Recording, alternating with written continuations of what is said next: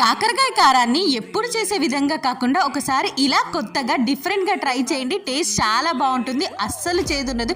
కాకరకాయ అంటే ఇష్టం లేని వాళ్ళు కూడా ఖచ్చితంగా ఒక ముద్ద ఎక్స్ట్రా తింటారు. దీనికోసం కాకరకాయలు ఇలా చిన్న చిన్న ముక్కలుగా కట్ చేసుకొని అందులో టీ గ్లాస్ మజ్జిగ, కొంచెం చింతపండు రసం, చిటికెడంత పసుపు, కొంచెం ఉప్పు వేసుకొని ఒకసారి బాగా కలుపుకొని మజ్జిగ అంతా ఇంకిపోయేంత వరకు ఉడకబెట్టుకోవాలి.